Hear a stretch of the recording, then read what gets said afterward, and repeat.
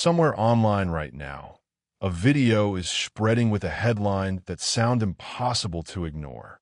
7 banks changed everything. A revaluation just around the corner. Numbers that promise to turn a small stack of foreign currency into a life-changing fortune overnight. If you've seen headlines like this, you're not alone. Millions of people have. And today, we're not here to tell you what to believe. We're here to look at the actual evidence, calmly, carefully, and honestly, and let you decide for yourself. Because by the end of this video, you'll understand exactly how these claims spread, why they keep coming back year after year, and what the real financial and regulatory record actually shows. Stay with us, because Chapter 4 is going to surprise you. Let's start at the beginning. For more than 2 decades, a persistent rumor has circulated online that the Iraqi dinar, a currency that lost most of its value after economic sanctions and war in the 1990s and 2000s, is about to be revalued, meaning its official exchange rate would suddenly jump, sometimes by claims of hundreds or even thousands of %. The idea took root in online forums in the early 2000s, and it has resurfaced again and again ever since, often tied to new insider claims, new dates, and now, new headlines about banking systems supposedly preparing for a change. This new wave, the one built around phrases like 7 banks changed everything, follows the same basic shape as claims that have appeared many times before. A vague institutional action gets reframed as secret evidence. A partial news story gets stitched together with speculation, and a specific number gets attached, even when no verifiable source has confirmed it. To understand why this keeps happening, we need to look at how these videos are actually built and how a currency's value is determined in the real world. So how does a currency's value actually change? In reality, a currency's exchange rate is set by a mix of factors: a country's economic output, its foreign currency reserves, inflation, trade balances, and decisions made by its central bank. In Iraq's case, the Central Bank of Iraq. These are public processes, published openly through official channels, not secret announcements. And Iraq's central bank has made real, documented adjustments in recent years, just not the kind these videos describe. In February 2023, Iraq's cabinet approved an adjustment to the official exchange rate, moving it from roughly 1,460 dinars per dollar to about 1,300 and shortly after to 1,320, according to the Central Bank of Iraq's own published rate bulletin. That's a real, verifiable change, but it's a modest correction of around 10 to 12%, not the dramatic multiple hundred or multiple thousand% jump promoted in RV videos. By late 2025, the dinar's exchange rate sat at roughly 1,418 to the dollar, still within that same modest range, not the dramatically higher figures often claimed online. This is worth sitting with for a moment. Real central bank rate changes are on public record. They're incremental, and they're a matter of routine monetary policy, not a hidden windfall waiting to be unlocked. The videos promoting a massive revaluation typically rely on a specific storytelling pattern. They take a real but unrelated event, a bank policy update, a currency restriction, a meeting between officials, and present it as proof that something bigger is happening behind the scenes. The word banks in a headline sounds authoritative, but showing that a bank changed a policy is not the same as showing that a currency's value is about to multiply. This brings us to the central question. Is there any solid evidence behind these specific claims?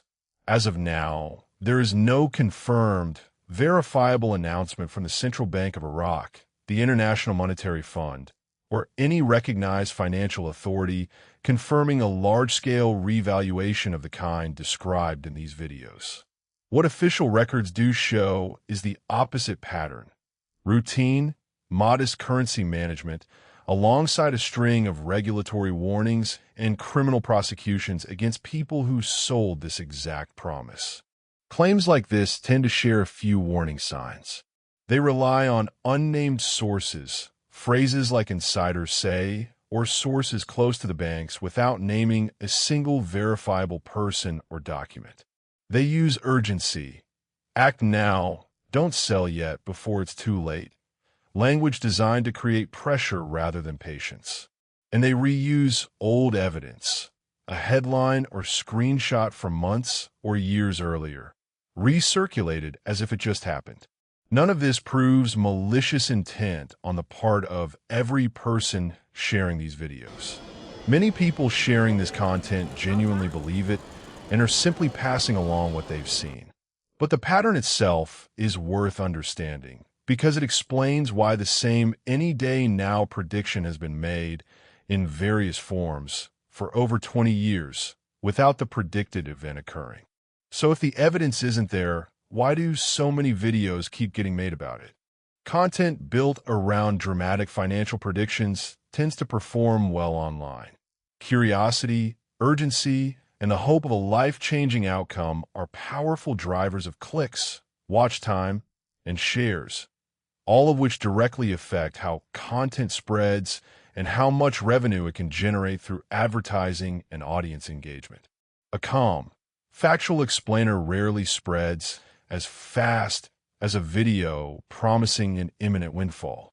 This doesn't mean every creator making dinar-related content has bad intentions.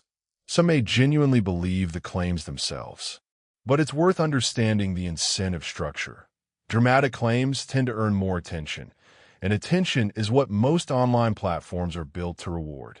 It's also worth understanding that this isn't just a theoretical risk. It has a real prosecutorial track record.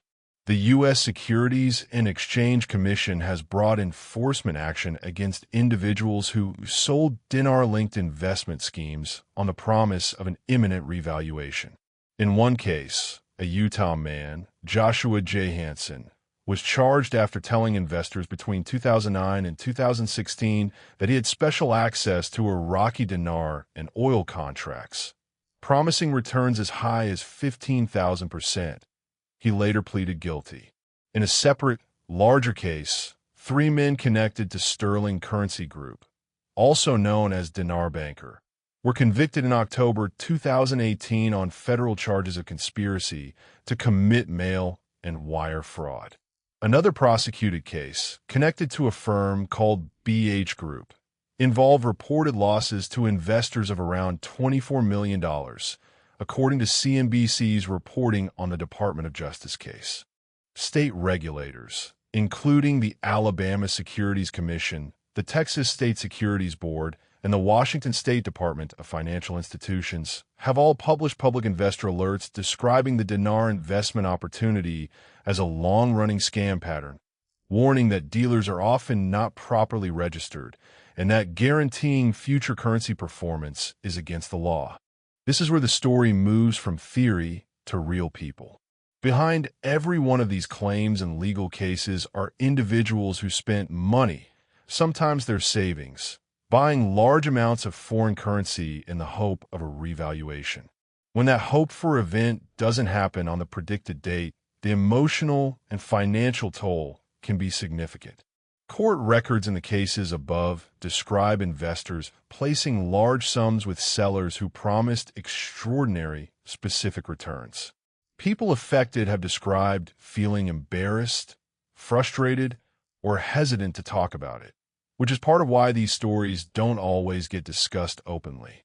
We're not naming individuals watching this video or specific channels, because the goal isn't to shame anyone. The goal is to help you recognize the pattern, so that if you or someone you know has come across one of these claims, you can approach it with clear eyes rather than pressure or fear of missing out.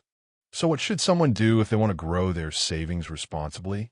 If the goal is long-term financial growth, there are well-documented, regulated paths: diversified investment accounts, retirement funds, index funds, and consulting with a licensed, independent financial advisor, someone with no financial incentive tied to a specific currency or product. These paths don't promise overnight riches, and that's actually a good sign. Legitimate financial growth is typically gradual, documented, and verifiable through regulated institutions. If you already hold foreign currency and are curious about its status, the most reliable step is to check directly with the Central Bank of Iraq's official rate bulletin at cbi.iq or reporting from established financial outlets, rather than relying on secondhand videos or social media posts. So, where does this leave us? The claim of an imminent, dramatic Iraqi dinar revaluation has circulated for over 2 decades without verifiable confirmation from any recognized financial authority. What the public record does show is a modest, routine rate adjustment in 2023, ongoing central bank management since, and a documented history of fraud prosecutions and regulator warnings tied to people who sold the big revaluation story for profit. That doesn't mean every person discussing it is acting in bad faith, but it does mean the specific claim has not been substantiated despite many predicted dates coming and going. If you found this breakdown helpful, consider sharing it with someone who might have come across similar claims. And before making any financial decision based on a video, this one included, take the time to verify the information independently through official, regulated sources. Thanks for watching. Stay informed, stay patient with your money, and we'll see you in the next one.